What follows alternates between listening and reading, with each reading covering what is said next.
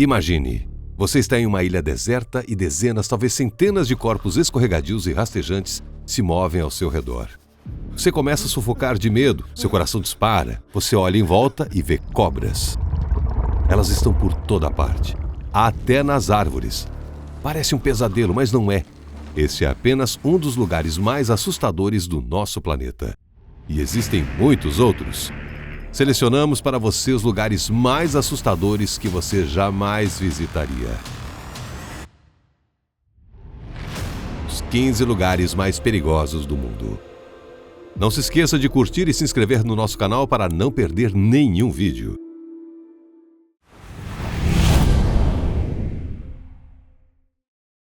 À primeira vista parece uma ilha paradisíaca com palmeiras e um clima ensolarado. E o nome Atol de Bikini certamente lhe lembra algo. Sim, a famosa série animada da Nickelodeon, Bob Esponja Calça Quadrada, se passa principalmente na cidade subaquática fictícia chamada de Fenda do Bikini, que supostamente fica localizada sob o Atol de Bikini. Mas esta ilha tem, na verdade, uma história muito sombria. The atom bomb is here.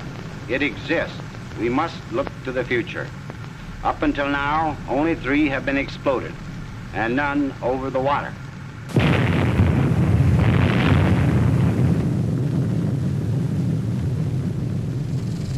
Foi aqui, no Atol de Bikini, nas Ilhas Marshall, que os Estados Unidos realizaram testes de armas nucleares de 1946 a 1958. E bem perto dali, no atol de Enewetak, a primeira bomba de hidrogênio foi testada em 1º de novembro de 1952. O atol de Bikini foi escolhido devido à sua localização remota e à lagoa espaçosa e de fácil acesso. Os habitantes foram então solicitados a se mudarem para um atol vizinho. Após um conselho, os anciãos e governante, o chefe supremo dos habitantes de Bikini, concordou, e 167 indígenas se mudaram para o atol de Rongerik. Infelizmente, as árvores e palmeiras da nova morada não eram tão frutíferas. A água doce era escassa e houve casos de intoxicação alimentar. Os habitantes indígenas do atol de Bikini foram consequentemente realocados diversas outras vezes. Mas voltando aos testes, a operação de 1946 foi chamada de Crossroads. Envolveu dezenas de navios de guerra e aviões. 25 mil medidores de radiação e milhares de animais de laboratório foram levados para o atol. Havia 2 testes com os nomes de código Able e Baker. Durante a Operação Able, uma bomba foi lançada sobre 73 navios de guerra.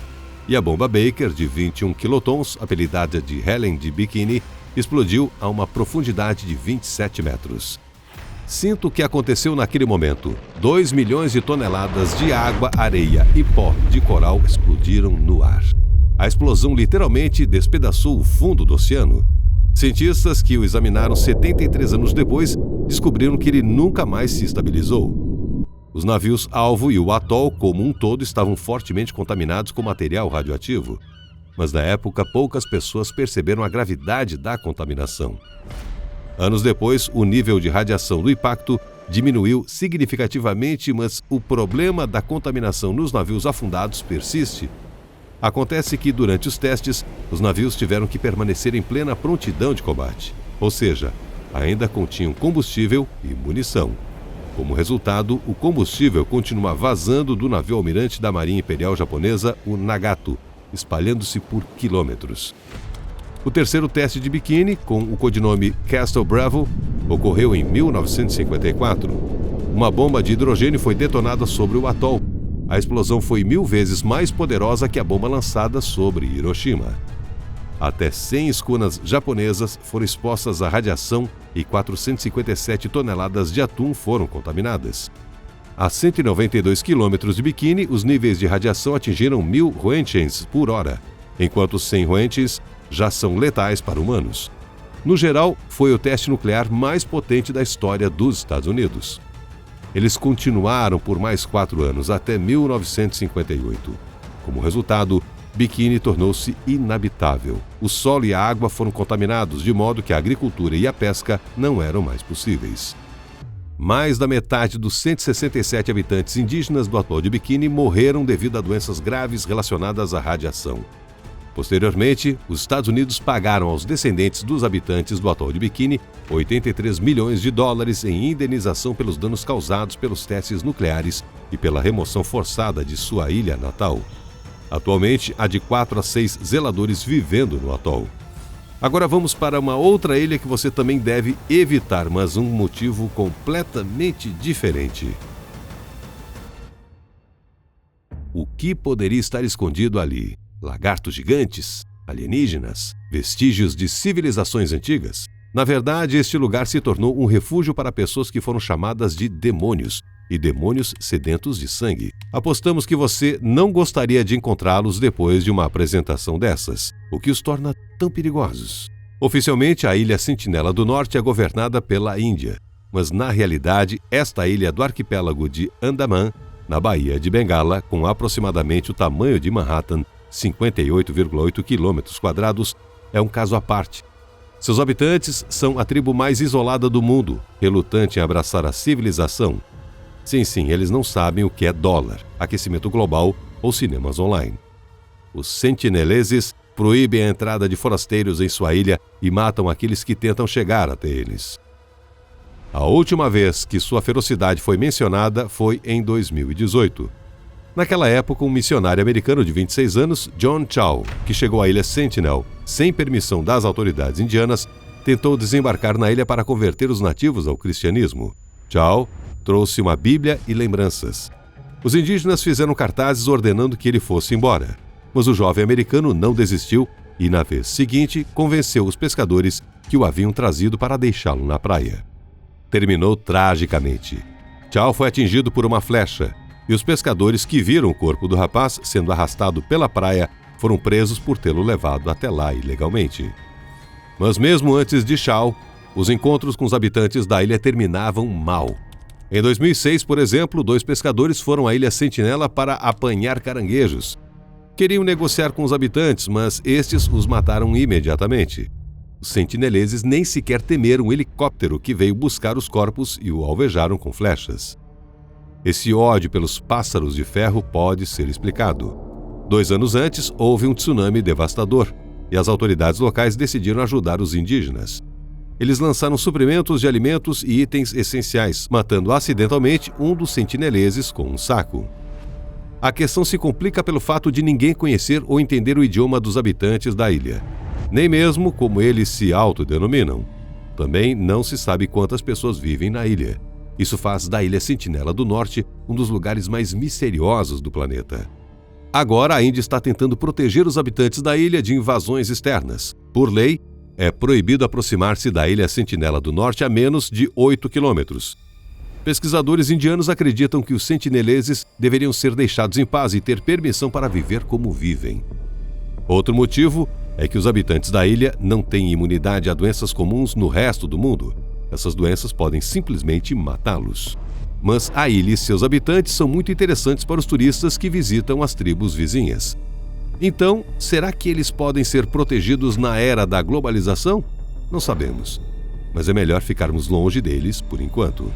Entretanto, ficar longe do próximo assunto da nossa lista não é tão fácil, pelo menos para os moradores locais. No final de agosto de 2010, o estratovulcão Sinabung despertou após 400 anos de inatividade. O gigante, com 2.460 metros de altura, está localizado no norte da ilha de Sumatra, na Indonésia. Há séculos, pessoas vivem em suas proximidades sem se darem conta dos perigos que ele representa.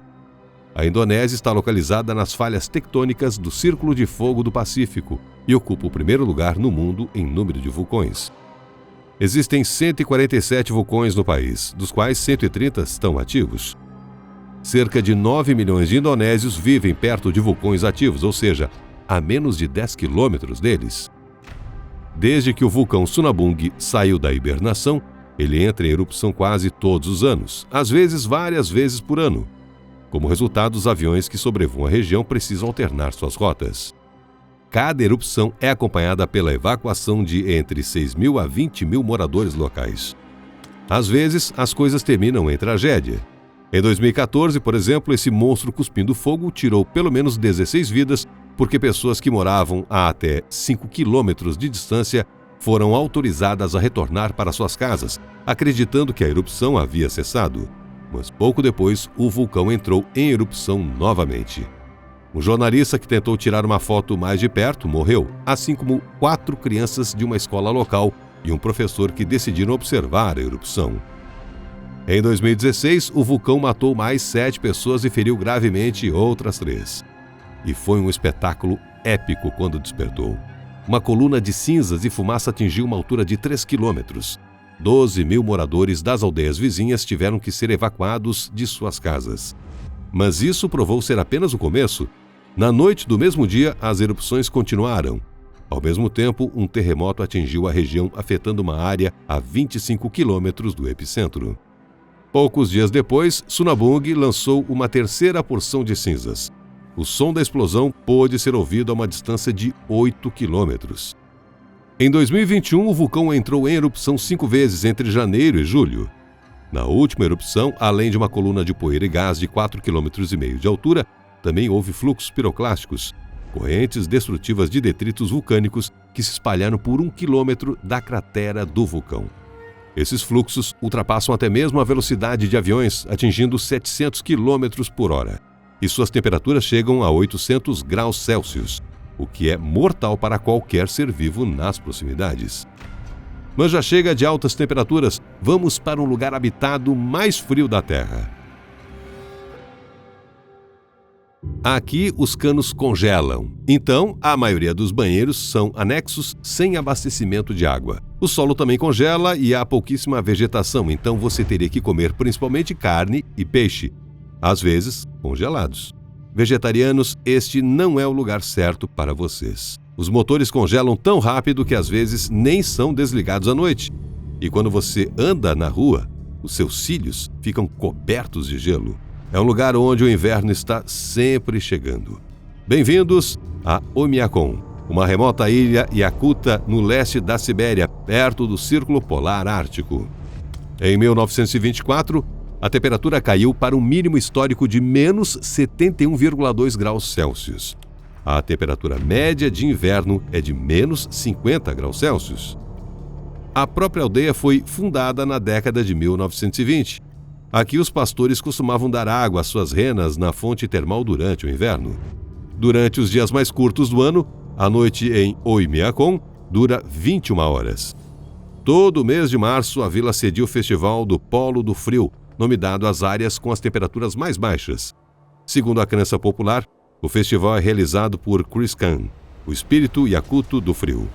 Ele tem uma aparência que lembra uma mistura de Gandalf com a Rainha do Gelo do filme Frozen. No verão, a temperatura de Oymyakon pode chegar a 35,5 graus Celsius. No entanto, as variações diárias de temperatura são grandes, podendo ser 15, 20 graus Celsius mais baixa à noite do que durante o dia. Não é de admirar que o Polo do Frio tenha se tornado um ponto de atração para os amantes de recordes. Em 2019, por exemplo, Oymyakon sediou a primeira corrida do mundo em temperaturas extremamente baixas. No momento da largada, a temperatura era de menos 48 graus. A prova durou 4 horas e, durante esse tempo, os corredores percorreram diversas distâncias. Participaram atletas da França, Índia, Itália, Austrália e Taiwan. Um morador do Japão também ousou realizar um ato extremo. Ele tomou banho no rio Oymyakon a uma temperatura de menos 60 graus Celsius. O homem saiu correndo da van de cueca, mergulhou na água várias vezes e voltou. Sua foto foi posteriormente publicada no YouTube e obteve mais de 200 mil visualizações. É arrepiante só de olhar, não é? Este lugar, que é um dos mais perigosos do mundo, também se tornou um dos mais românticos. O suíço Patrick Baumann pediu à namorada francesa Anne-Séverine Bollard em casamento. O casal veio a Oymyakon especialmente para a ocasião e filmou o momento. No entanto, Anne não conseguiu colocar o anel por causa do frio. Espero que você não tenha sentido muito frio por aqui, pois vamos em frente de volta a um lugar quente. Se você busca uma dose de adrenalina, este é o lugar certo. O deserto de Danakil se estende por 136.956 km² através da Etiópia, Eritreia e Djibouti. Portanto, Você não precisa ir ao espaço para ver paisagens marcianas. Aqui no deserto de Danakil, elas são formadas por depósitos de sal. O povo Afar que habita esta região extrai sal há séculos. Ele foi usado como moeda na Etiópia até o século XX. Seus espessos depósitos, em alguns lugares com até 800 metros de profundidade, e os corais petrificados encontrados aqui, sugerem que já existiu um oceano no lugar deste deserto. Imagine você estar sob o sol impiedoso, sentindo o sal trazido pelo vento nos lábios e inalando o ar repleto de gases tóxicos. Sim, até mesmo respirar no deserto de Danakil é prejudicial. Isso porque o ar contém altas concentrações de vapores de enxofre tóxicos. Portanto, pesquisadores acreditam que mesmo uma curta estadia neste deserto pode afetar a saúde. A temperatura não é menos perigosa. Durante o dia, ultrapassa os 50 graus Celsius e raramente cai abaixo dessa marca. Há apenas 25 milímetros de chuva por ano. Não é de admirar que seja um dos lugares mais quentes e inóspitos do mundo. Parte do deserto é a depressão de Danakil, um dos lugares mais baixos do planeta. Ela fica a 125 metros abaixo do nível do mar. Nas manhãs de inverno, a temperatura aqui pode variar em torno de 37 graus Celsius e a temperatura máxima geral é de 63 graus Celsius. Não é à toa que o pesquisador britânico Wilfred Thesiger chamou o deserto de Danakil de Terra da Morte, e um grupo de pesquisadores estudou em 2016 se micróbios poderiam viver em reservatórios de água fervente encontrados no deserto de Danakil. Desta forma, eles queriam descobrir se organismos semelhantes poderiam sobreviver em Marte, e descobriram que esses organismos poderiam sobreviver em um ambiente tão hostil. Mas você não gostaria dessas fontes termais. A água delas tem um pH médio de 0,2, o que significa que é quase tão ácida quanto o ácido de bateria. O deserto de Danakil também é uma área vulcânica ativa. Aqui, bem na depressão, encontra-se o vulcão adormecido Aielo e os vulcões ativos Dalol e Erta Ale. Quem sabe quando eles decidirão entrar em erupção.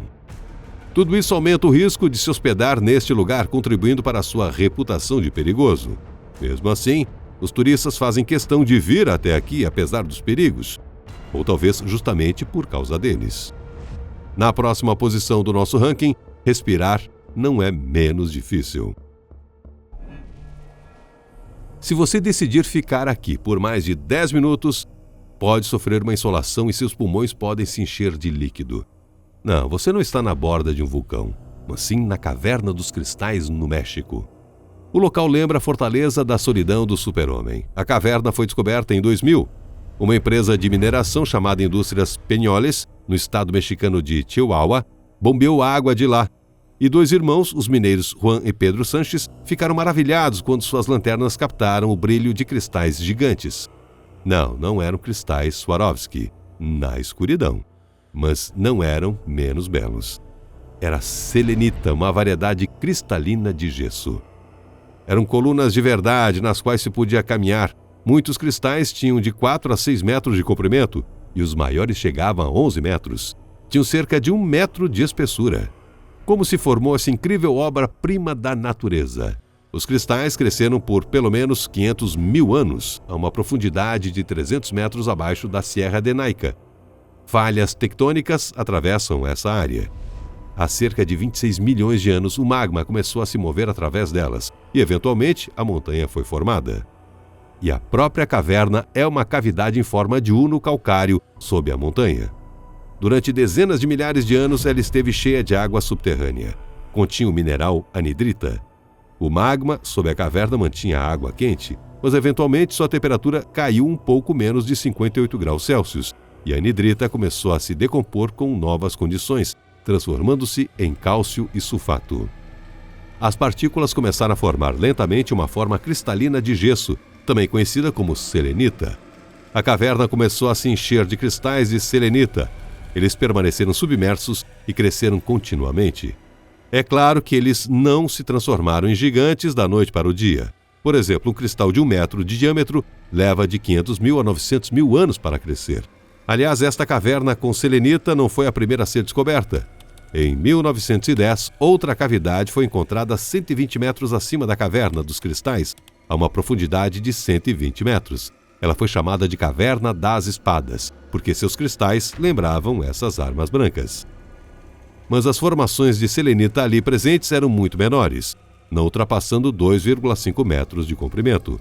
Provavelmente a razão para isso é que a Caverna das Espadas esfriou muito mais rápido e os cristais simplesmente não tiveram tempo de crescer mais. No entanto, essa beleza também pode ser mortal.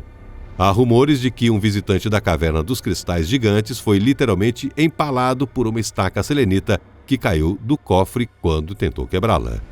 A atmosfera em si pode ser fatal aqui. A temperatura nesta maravilha do mundo gira em torno de 47,1 graus Celsius e a umidade é de quase 100%. Portanto, é impossível permanecer aqui por muito tempo sem roupas especiais. Em 2017, o bombeamento de água foi interrompido para que os cristais pudessem começar a crescer novamente. Os meros mortais ainda não têm permissão para entrar neste local. Bem, vamos seguir para outro lugar de difícil acesso e inóspito. E não se surpreenda se notar uma quantidade suspeitamente grande de animais e pássaros mortos por aqui. Este lugar em Kamchatka é chamado de Vale da Morte e faz jus ao nome. Corpos de glutões, raposas, águias marinhas de Steller, linces, lobos, esquilos da terra, ratos, lebres e arminhos já foram encontrados nesta área. E a lista só aumenta. Na verdade, o Vale da Morte é uma pequena área a uma altitude de 850 metros no sopé do vulcão Kitpinik, na reserva natural de Kronotsky. Tem cerca de 2 quilômetros de comprimento e 100 a 500 metros de altura. Este local torna-se uma armadilha principalmente para pequenos mamíferos e aves. Inicia-se uma verdadeira reação em cadeia. Primeiro morrem os pardais, depois as raposas que vêm atrás deles, depois os glutões e os ursos que vêm atrás das raposas. E entre as aves, incluem-se os corvos e as águias reais.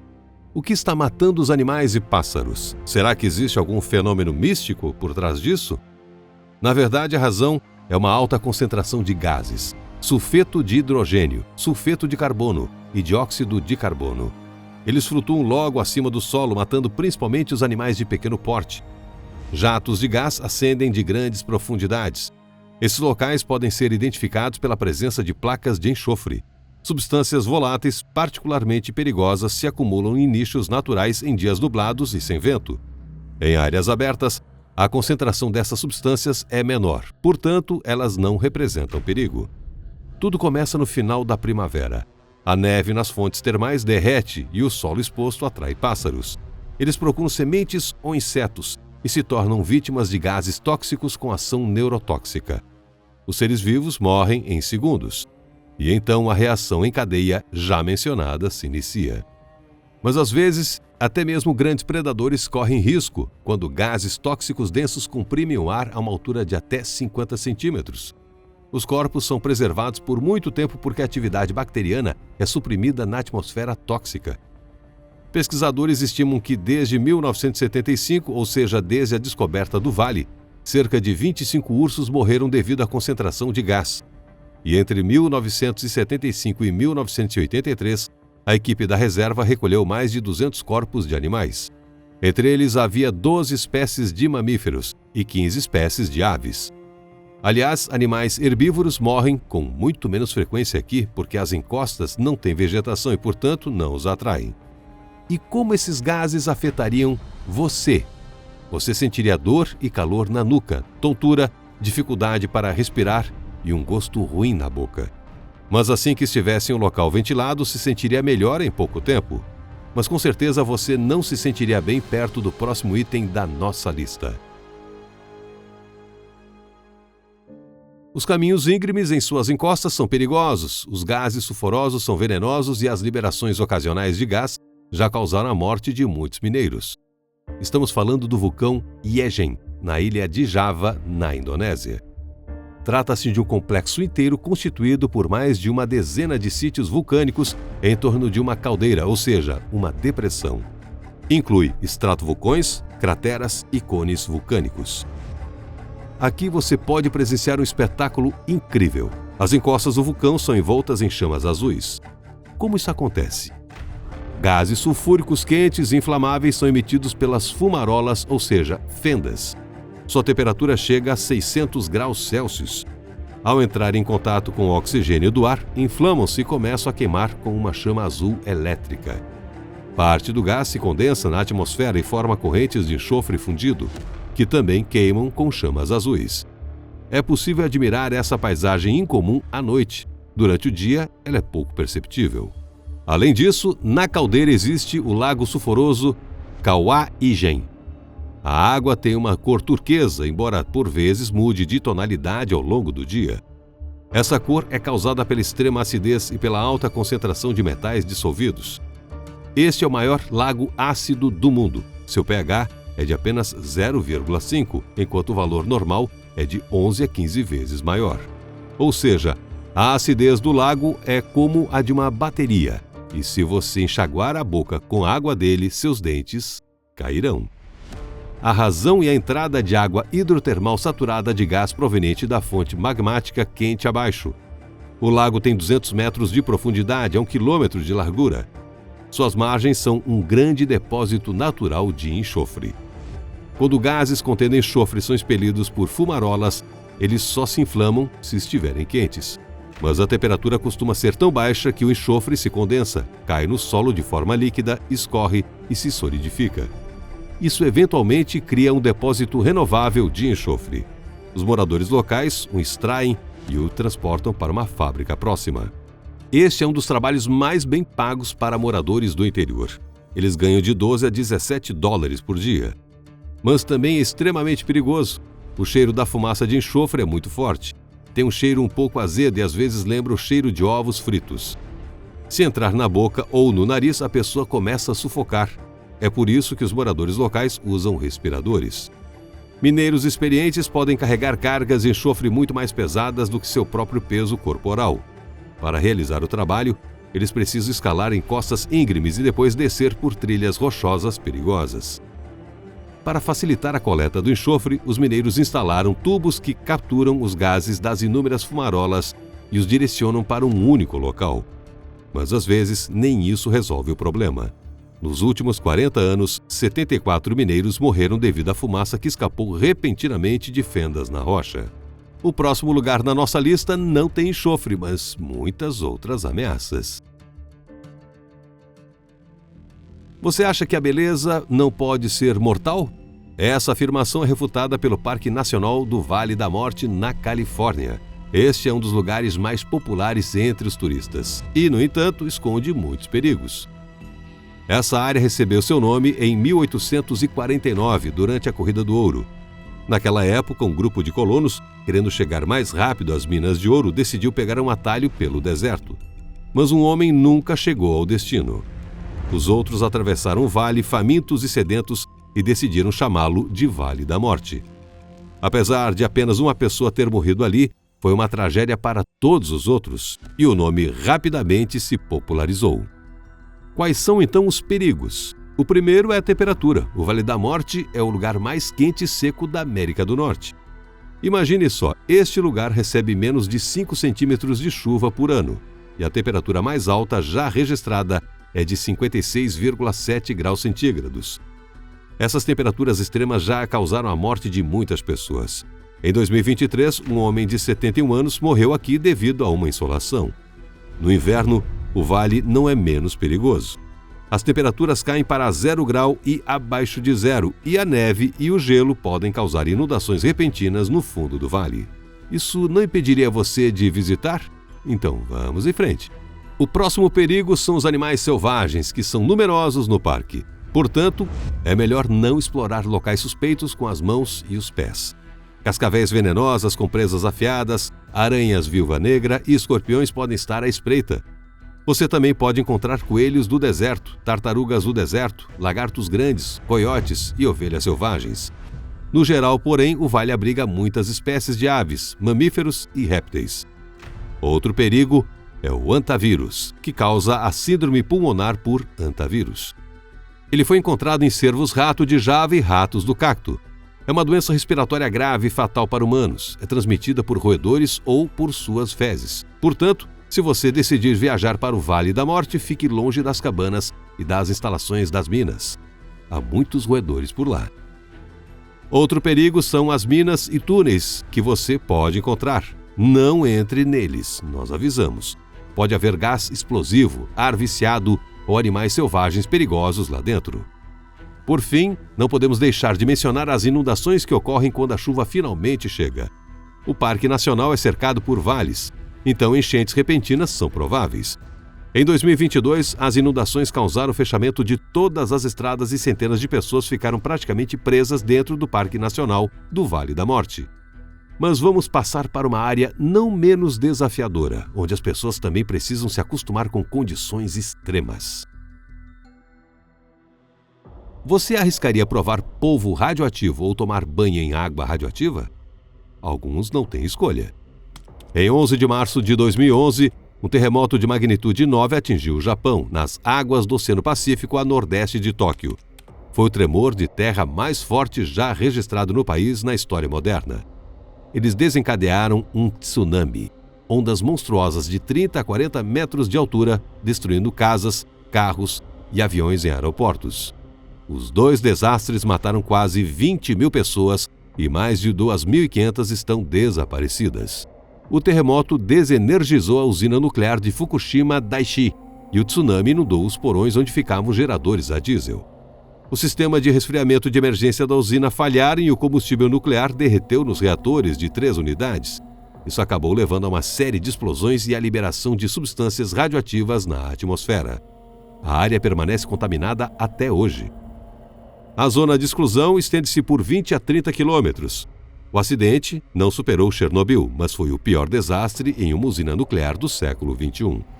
Mas poderia ter sido evitado. Fukushima Daiichi foi construída pela TEPCO. Foi a primeira usina nuclear da empresa. O erro inicial foi construir a usina muito perto do oceano, e o segundo erro foi que a carga máxima projetada era de um terremoto de magnitude 7 e um tsunami de 3,1 metros de altura. Isso apesar de sismólogos terem alertado sobre o risco de um tsunami gigantesco na área de Fukushima Daiichi já em 2002.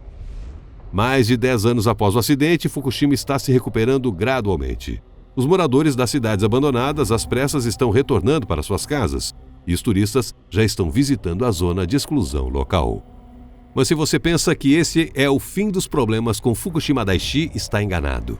Para evitar consequências ainda piores do tsunami de 2011, os reatores nucleares desativados tiveram que ser resfriados ainda mais.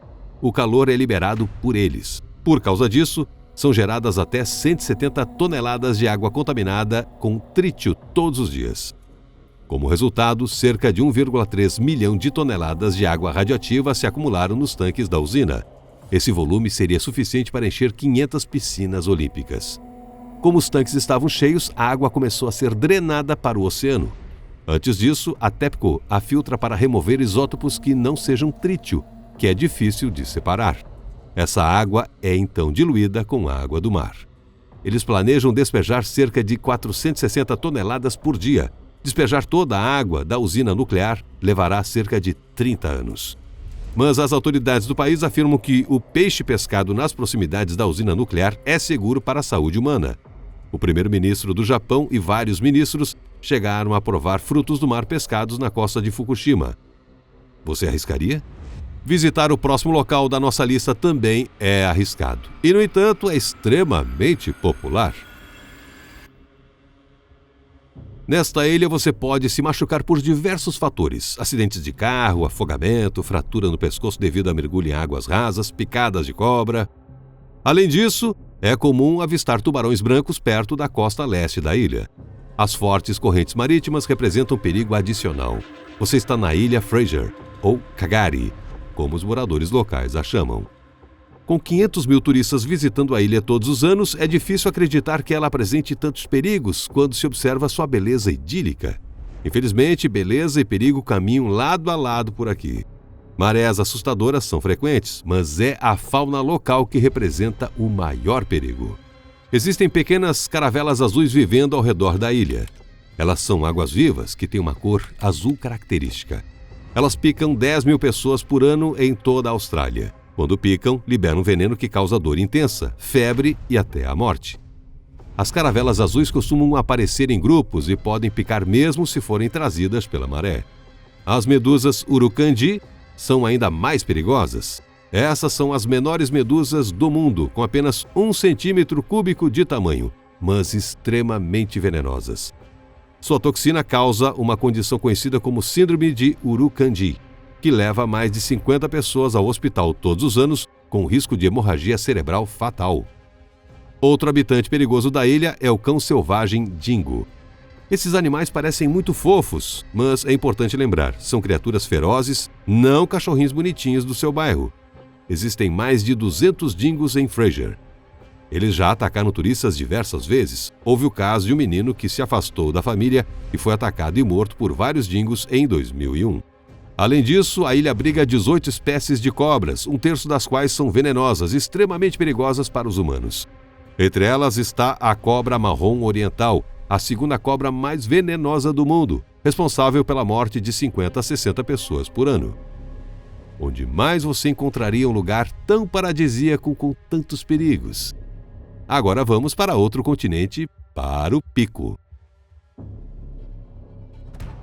O risco de avalanches, quedas de gelo, quedas simples, hipotermia, fadiga e exaustão extremas e doenças associadas a baixíssimos níveis de oxigênio é isso que os corajosos que escalam o Everest enfrentam.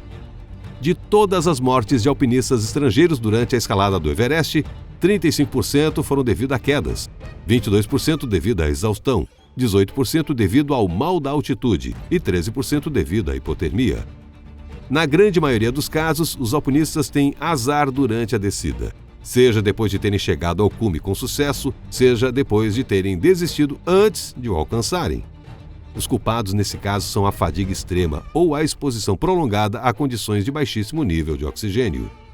Os Sherpas, ou seja, os guias de montanha nepaleses, têm maior probabilidade de morrer nas partes mais baixas da escalada, porque passam muito tempo preparando a rota e acabam se ferindo. Por que as pessoas assumem esses riscos? Gostaríamos de lembrar que o Monte Everest é o pico mais alto do mundo. Seu cume está a 8.849 metros acima do nível do mar. Em 29 de maio de 2023, comemorou-se o 70º aniversário da primeira ascensão bem-sucedida ao Monte Everest. Mas 2023 também foi um dos anos mais mortais da história.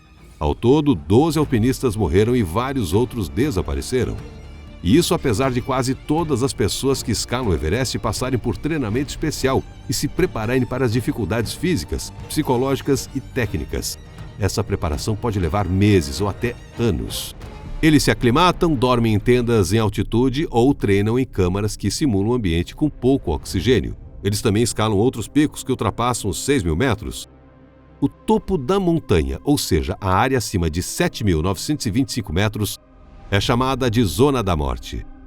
Há pouco oxigênio ali, então os alpinistas sentem sonolência, desorientação e cansaço e tudo parece mais pesado. Em outras palavras, apesar do treinamento extensivo, os riscos ainda existem e alpinistas morrem a cada temporada. Segundo o Banco de Dados do Himalaia, mais de 310 pessoas perderam a vida no Everest em 100 anos, de 1922 a 2022. Nesse período, 16.000 alpinistas não sherpas tentaram escalar o cume. Mais de um terço deles, 5.633 pessoas, conseguiram. Aliás, durante a subida, todos eles se depararam com uma cena terrível: os corpos dos seus companheiros de escalada menos bem-sucedidos. No total, existem cerca de 200 corpos no Everest, que servem como um alerta sombrio para outros alpinistas. É perigoso tentar removê-los. Vários socorristas morreram tentando fazê-lo. Por isso, a maioria dos alpinistas permanece onde caiu. Falando em quedas, não podemos deixar de mencionar o próximo lugar. Ano após ano, pessoas morrem aqui. Algumas buscam aventura, outras dependem dessa estrada, mas é uma viagem arriscada para todas elas.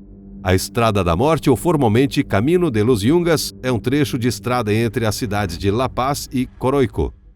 É estreita e rochosa, com uma largura média de 3,2 metros. Há um penhasco de um lado e um abismo terrível do outro. Os viajantes que percorrem a Estrada da Morte enfrentam curvas acentuadas e sinuosas. É perigoso dirigir aqui em qualquer época do ano. No verão, são frequentes os deslizamentos de rochas e a poeira reduz a visibilidade. A estação chuvosa vai de novembro a março. A água corrói a superfície argilosa, tornando-a escorregadia e instável.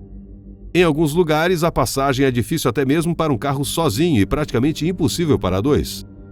Não há barreiras de segurança nem faixas de desaceleração. Por isso, os carros param, os motoristas saem e combinam como passar um ao outro. No entanto, não apenas os carros, mas também os ciclistas correm risco aqui. Até mesmo os passeios são perigosos. Pelo menos 18 turistas morreram aqui desde 1998.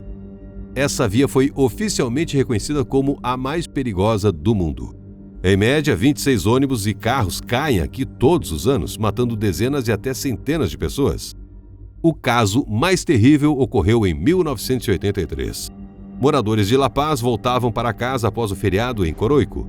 Eram muitos e o motorista embarcou no ônibus com o dobro de passageiros da capacidade permitida. Como resultado, o veículo inclinou-se em uma curva fechada e caiu de um penhasco.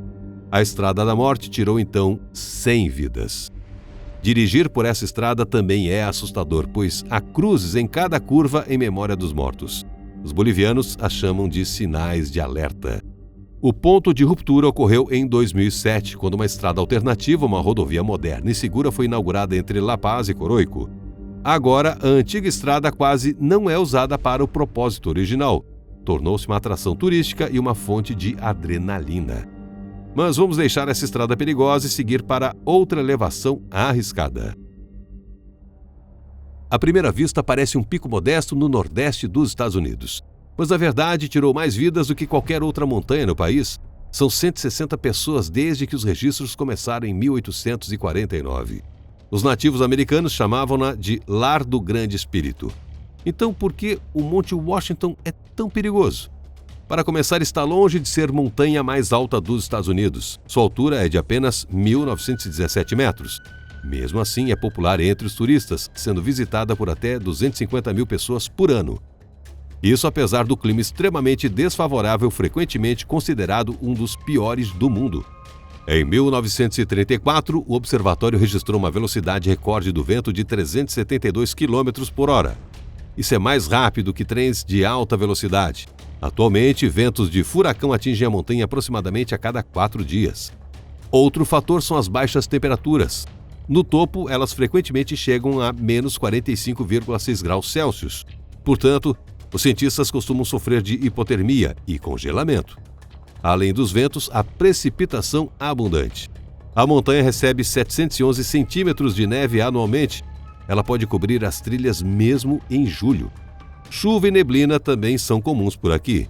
Com um tempo desses, você não conseguiria ver nem seus próprios pés, nem um braço estendido. A situação se complica pelo fato de que, mesmo com o tempo ruim no topo, pode estar quente e ensolarado ao pé da montanha. Por isso, turistas despreparados se aventuram a fazer trilhas. Eles acabam ficando cansados e exaustos muito rapidamente, permanecendo desidratados e estressados devido a condições climáticas em constante mudança. Portanto, o próximo perigo depois do clima é a falta de preparo para uma trilha. E a proximidade dos centros urbanos não ajuda nesse aspecto. Por exemplo, você pode muito bem acordar em Boston às 5 da manhã e dirigir até o Monte Washington para uma caminhada de um dia sem se preparar adequadamente. E isso seria imprudente. No caso do Monte Washington, a preparação significa não apenas treinar para melhorar o condicionamento físico e usar roupas em camadas, mas também estar preparado para abandonar os planos e retornar mais cedo do que o previsto caso o tempo piore. Mas embora seja possível visitar a montanha apesar dos ventos, você só consegue chegar ao último ponto da lista conosco. No entanto, é melhor mesmo nem ir lá. Todos os anos, milhares de pessoas morrem vítimas de cobras em todo o mundo. Mas a pessoa comum raramente se depara com elas. No entanto, existe um lugar no mundo que está literalmente repleto delas. Trata-se da Ilha da Queimada Grande, a 32 quilômetros de São Paulo, no sudeste do Brasil, também conhecida como Ilha das Cobras. Acredita-se que 400 mil cobras viviam ali no passado. As pessoas pensavam que havia uma cobra por metro quadrado, mas isso provavelmente é um mito. Na verdade, um número tão grande de répteis não conseguiria se alimentar em uma área tão pequena. Atualmente, não há mais de 4 mil a 5 mil cobras na ilha. Mesmo assim, é melhor não ir até lá. O governo brasileiro já fechou o acesso. A maioria dos habitantes da ilha, cerca de 2.400 a 2.900 exemplares, são jararacas e lhoa. Elas só são encontradas lá. Este réptil é parente próximo da jararaca, uma das serpentes mais mortais das Américas. A taxa de mortalidade causada pelo veneno da jararaca ilhoa é de 7%. Este número não é o mais alto, mas dificilmente alguém gostaria de arriscar. Aliás, não há casos recentes de óbitos devido à proibição das autoridades de visitar a ilha. Ainda assim, se uma pessoa for picada por uma jararaca ilhoa, sofrerá dor intensa, hemorragia interna, necrose do tecido muscular, risco de hemorragia cerebral e possivelmente morte se não receber socorro a tempo. Não é de admirar que as pessoas quisessem se livrar de um local assim. Então, no início do século XX, tentaram desmatar a ilha para plantar bananas, queimando a floresta. Mas as cobras literalmente se levantaram em defesa de seu lar, atacaram os trabalhadores e, por fim, as pessoas recuaram. Segundo a teoria mais popular, foram os humanos que expulsaram as serpentes para a Ilha da Queimada Grande. Isso aconteceu entre 9.000 e 11.000 anos atrás, após a última era glacial. Naquela época, a ilha era ligada ao continente por uma estreita faixa de terra. Foi ao longo dessa faixa que as serpentes recuaram diante do avanço dos humanos. Posteriormente, essa faixa de terra foi submersa e as serpentes permaneceram na Ilha da Queimada Grande. Mas existe outra versão, apreciada pelos fãs de contos de fadas. Segundo ela, piratas enterraram tesouros ali. Para protegê-los, povoaram-na com cobras venenosas, que com o tempo se multiplicaram enormemente. Outra lenda que remonta ao início do século XX conta a história de um antigo faroleiro que agora funciona automaticamente e sua família. Disse que as serpentes desencadearam um ataque massivo contra eles. Os répteis entraram no quarto pelas janelas e começaram a morder as pessoas. Elas fugiram para a floresta, onde morreram após serem atacadas por centenas de serpentes. Mas não há confirmação para todas essas histórias. E vale ressaltar que a população de cobras da ilha diminuiu significativamente devido à escassez de alimento. Inicialmente, elas se multiplicaram simplesmente se alimentando de todos os pequenos animais da região. Depois, o alimento tornou-se escasso. Essa espécie agora consta na lista vermelha e é protegida por ser endêmica. Ela não vive em nenhum outro lugar além desta ilha. Existem muitos lugares perigosos no mundo onde as pessoas enfrentam diversas ameaças. No entanto, eles podem ser de uma beleza fascinante, o que só os torna ainda mais perigosos. Seja uma montanha ou uma ilha, uma caverna ou um vulcão, cada um deles guarda um segredo terrível, às vezes além do alcance dos meros mortais.